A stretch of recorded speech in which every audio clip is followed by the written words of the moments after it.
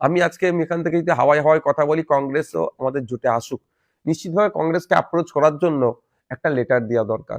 আমরা আপনাদের জানিয়ে রাখি, কংগ্রেসকে আমাদের এই জোটে আসার জন্য অ্যাপ্রোচ করেছি। আমরা প্রথমে একটা লেটার দিয়েছিলাম, আবার পরে দেখলাম কংগ্রেসের পশ্চিমবাংলার প্রেসিডেন্ট শুভঙ্কর সরকার মহাশয় তিনি বলেছেন যে বিজেপি তৃণমূলের বিরুদ্ধে সকলকে এক হয়ে লড়াই করতে হবে। এই বক্তব্য শোনার পরে আমরা ওনাদেরকে আবার রিমাইন্ডার দিয়েছি। আমরা একাধিকবার বলে দিয়েছি আমাদের অবস্থা আমরা ক্লিয়ার করেছি, কি কি শর্ত ছিল। শুধুমাত্র ভাঙড় ক্যানিং জিত আমাদের লক্ষ্য নয়, মমতা ব্যানার্জিকে হারাতে হবে, শুভেন্দু অধিকারীকেও হারাতে হবে আমাদের। কিভাবে ইডি এটাকে অ্যালাউ করলো প্রশ্ন তো থেকে যাচ্ছে। ইডি এসেছে, ইডি রেড করেছে, সেই জন্য গতকালকে এবং আজকেও রাজ্যের বিভিন্ন জায়গায় প্রতিবাদ মিছিল হচ্ছে। মমতা ব্যানার্জি, কেন্দ্র সরকার ওয়াকাফ সংশোধনী আইনের মাধ্যমে মুসলমানদের কবরস্থান, ঈদগাহ, মসজিদ, মাদ্রাসা তথা ওয়াকাফ সম্পত্তি দখল যখন করে নেওয়ার চেষ্টা করছিল কেন্দ্রের বিজেপি সরকার, তার বিরুদ্ধে যখন পশ্চিমবাংলার মানুষজন প্রতিবাদে নেমেছিল, তাদেরকে নিদান দিয়েছিল এটা দিল্লির বিষয়, দিল্লিতে গিয়ে প্রতিবাদ করুন।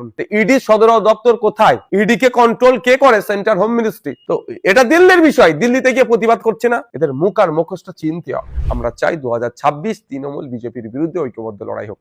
আমাদের লক্ষ্য শুধু ভাঙড় আর ক্যানিং হারানো নয়, আমাদের লক্ষ্য নন্দীগ্রাম থেকে শুভেন্দু অধিকারীকে হারানো, আমাদের লক্ষ্য আপনার ভবানীপুর থেকে মমতা ব্যানার্জিকেও হারানো। এটা আমাদের লক্ষ্য, এটুকু জানিয়ে দিতে চাই আপনাদের মাধ্যমে সকলকে। পশ্চিমবাংলায় ক্রমশ বিজেপি এবং তৃণমূল অপ্রাসঙ্গিক হয়ে যাচ্ছে। তাদেরকে প্রাসঙ্গিক করে তোলার জন্য হয়তো ইডি বা সেন্ট্রাল এজেন্সি এই ধরনের তৎপরতা দেখাচ্ছে এবং সেখানে গিয়ে ফাইল নিয়ে ছুটাছুটি হচ্ছে।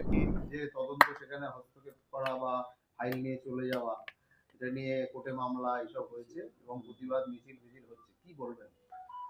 প্রথমত, একজন মুখ্যমন্ত্রী আসলেন বা মমতা ব্যানার্জি আসলেন বা একজন মহিলা আসলেন, ইডি সেখানে রেড করেছেন, সেখান থেকে এসে নির্দিষ্ট কিছু ফাইন নিলেন, বেরিয়ে চলে গেলেন একটা বাড়ি থেকে আর একটা অফিস থেকে। অলরেডি সেখানে ইডি রেড চলছিল। কিভাবে ইডি এটাকে অ্যালাউ করলো প্রশ্ন তো থেকে যাচ্ছে। আমার মনে হচ্ছে কোনো একটা জায়গায় যেন নতুন করে আবার সেই বাইনারি তৈরি করা হচ্ছে বিজেপি আর তৃণমূলে। পশ্চিমবাংলায় ক্রমশ বিজেপি এবং তৃণমূল অপ্রাসঙ্গিক হয়ে যাচ্ছে। তাদেরকে প্রাসঙ্গিক করে তোলার জন্য হয়তো ইডি বা সেন্ট্রাল এজেন্সি এই ধরনের তৎপরতা দেখাচ্ছে এবং সেখানে গিয়ে ফাইল নিয়ে ছুটাছুটি হচ্ছে। এখন দেখার বিষয় যে এই মামলাটা কতদূর এগোয়, কারণ ইতিপূর্বে দেখলাম চার্জশিটে অনেকের নাম এসে গিয়েছে। চার্জশিটে অনেকের নাম আসার পরেও সেই তার বিরুদ্ধে ব্যবস্থা গ্রহণ হচ্ছে না। একে বোঝা যাচ্ছে কোনো একটা যেন বোঝাপড়া আছে। আর দ্বিতীয়ত, ইডি এসেছে, ইডি রেড করেছে, সেই জন্য গতকালকে এবং আজকেও রাজ্যের বিভিন্ন জায়গায় প্রতিবাদ মিছিল হচ্ছে। মমতা ব্যানার্জি, কেন্দ্র সরকার ওয়াকাফ সংশোধনী আইনের মাধ্যমে মুসলমানদের কবরস্থান, ঈদগাহ, মসজিদ, মাদ্রাসা তথা ওয়াকাফ সম্পত্তি দখল যখন করে নেওয়ার চেষ্টা করছিল কেন্দ্রের বিজেপি সরকার, তার বিরুদ্ধে যখন পশ্চিমবাংলার মানুষজন প্রতিবাদে নেমেছিল, তাদেরকে নিদান দিয়েছিল এটা দিল্লির বিষয়, দিল্লিতে গিয়ে প্রতিবাদ করুন। ইডি সদর দপ্তর কোথায়? ইডি কে কন্ট্রোল কে করে? Central home ministry. তো এটা দিল্লির বিষয়, দিল্লিতে গিয়ে প্রতিবাদ করছে না। এদের মুখ আর মুখোশটা চিনতে হবে। এখন রাজনৈতিক স্বার্থে এখানে প্রতিবাদ করছে, আর তখন রাজনৈতিক স্বার্থ ছিল কি তার পরিবারের লোকজন, তার দলের লোকজনকে সেন্ট্রাল এজেন্সির হাত থেকে বাঁচানো, সেই জন্য কম্প্রোমাইজ করা ছিল। ওই জন্য এখানে পশ্চিমবাংলায় ওয়াকাফ আন্দোলনটাকে সংগঠিত হতে দেয়নি। আজকে হুমায়ুন কবির সাহেব এসেছিলেন, সাবির সিদ্দিকী এবং ইব্রাহিম সিদ্দিকীর সঙ্গে দেখা করলেন, তারপর আপনার বাড়িতে এসেছিলেন, আপনাকে এবং আপনার ভাইয়ের সাথে কথা বলার চেষ্টা করলেন, কিন্তু কার্যত এখান থেকে আপনার সঙ্গে দেখা না হয়েই দেখলাম উনি বেরিয়ে গেলেন। হ্যাঁ, আমি খবর পেলাম যে এসেছিলেন। যখন উনি এসেছিলেন সেই সময় আমাদের প্রেয়ারের মানে জুম্মার নামাজের সময় হয়ে গিয়েছিল, দেখা হয়নি। তো ফুরফুরা শিল্পী যে কেউ আসতে পারে। ইতিপূর্বে বিভিন্ন রাজনৈতিক দলের নেতারা এসেছিলেন। একটু জানিয়ে রাখি সবার জ্ঞাতার্থে, বাপি লাহিড়ী মহাশয় এখানে বিজেপির শ্রীরামপুর লোকসভায় বিজেপির পক্ষ থেকে তিনি ক্যান্ডিডেট হয়েছিলেন, তিনিও ফুরফুরা শিল্পে এসে ঘুরে গিয়েছিলেন।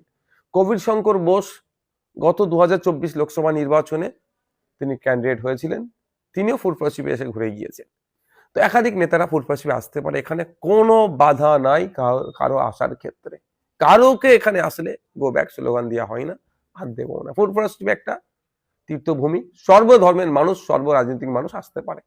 এবার কারো যদি রাজনৈতিক স্বার্থ চরিতার্থের জন্য আসতে পারে, কেউ কেউ ধর্মকর্ম করতে আসতে পারে, কেউ সৌজন্যতা রাজনীতি করতে আসতে পারে, যে কেউ যেভাবে আসতে পারে। কিন্তু ফুরফুরা শিল্পের মাটি সবাইকে ওয়েলকাম করে, এখানে কোনো বিভেদ নাই।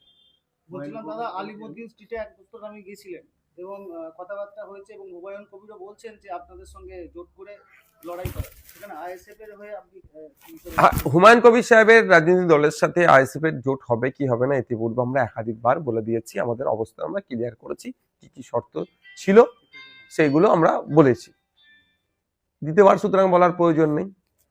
আর আমরা আলিমুদ্দিন স্টেটে গিয়েছিলাম, তাদেরকে আমরা একটা লিস্ট দিয়েছি, তারা আমাদেরকে একটা প্রতি উত্তর দেবে, যদিও এখনো পর্যন্ত তার দেওয়া সময় হয়ে ওঠেনি, অবশ্য তারা খুব তাড়াতাড়ি দেবে আশা করছি, তারপর আলোচনা হবে। আর থেকে যাচ্ছে, আমি আমার আবারও অবস্থান স্পষ্ট করে দিচ্ছি, 2026 লোকসভা নির্বাচনে আমরা চাই যে বিজেপি এবং তৃণমূলের বিরুদ্ধে যত সেকুলার ফোর্স আছে তারা ঐক্যবদ্ধ হোক বিধানসভা নির্বাচনে, 2026-এর বিধানসভা নির্বাচনে। সুতরাং সেই উদ্দেশ্যে আমরা সমস্ত ধর্মনিরপেক্ষ শক্তিগুলোকে একজোট করার চেষ্টা করছি, এবং যারা কেউ যদি মনে করেন যে তারা একসাথে লড়াই করতে চান, বিজেপি এবং তৃণমূলের বিরুদ্ধে প্রকৃত লড়াই করতে চান, তাহলে তাদেরকেও এগিয়ে আসতে হবে। আমিও বার্তা দিচ্ছি